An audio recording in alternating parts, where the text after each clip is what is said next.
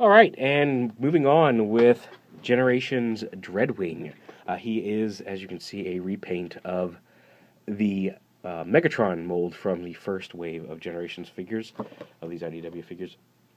And what you can see here is, here's his comic with the special cover.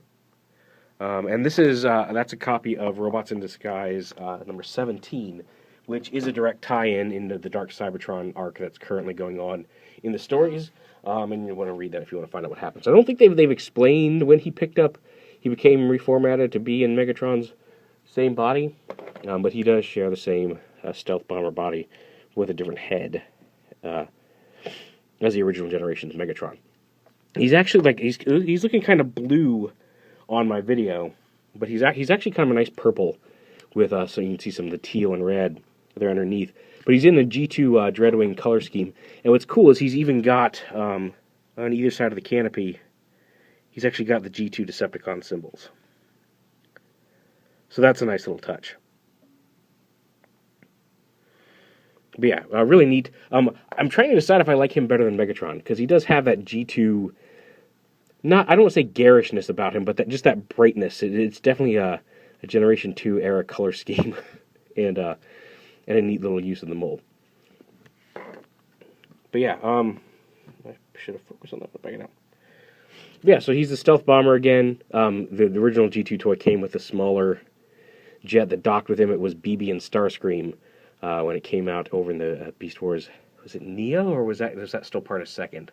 One of the Japanese Beast Wars series. I want to say it was Neo, but it may have been Beast Wars Second that came out. Actually, it may have been Beast Wars Second.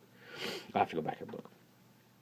And just like Goldfire, since the only real physical difference between him and Megatron, aside from colors, is the head mold, he transforms exactly the same way as Megatron did. So you just pop the wings off here. Go ahead and snap those together to form his cannon. Tab those together like that. Flip the little peg out. And then you can pull on this to extend. And again, much like Bumblebee, it's a little tighter on Dreadwing. It's weird. I've never had molds get more sturdy and stable with remolds and reuses.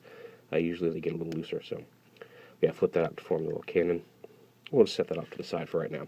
And here's the main body of the robot. So we'll just go ahead and pop these out. Pop the legs down. Extend them down. I use the motion of transforming the legs down to flip those kneecaps out. You can flip them out individually before you pull the legs down if you want, but it saves a little time if you just kind of just pull the knee down and let those pop out on their own. Bring those back. You see his new head.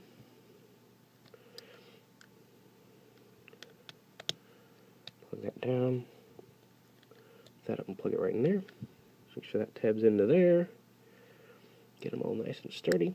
Apparently you can, if you want, as a transformation step, lift these up. But I find that seems to be where you can flip these up. There's a pin there, but that seems to be where a lot of people are getting the stress marks, is from this pin right here. And you can easily transform him without even messing with that. So my recommendation is, why risk it?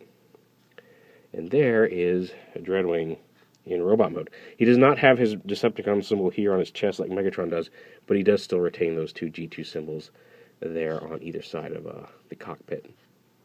Or what was the cockpit, I guess the actual cockpit's down here now. And then he's got the new head sculpt. We can bring that in real quick. It's definitely not Megatron. It's a very Dreadwing-ish head sculpt. Some decent light piping. You can kind of see a little bit of that effect there when I turn to the side.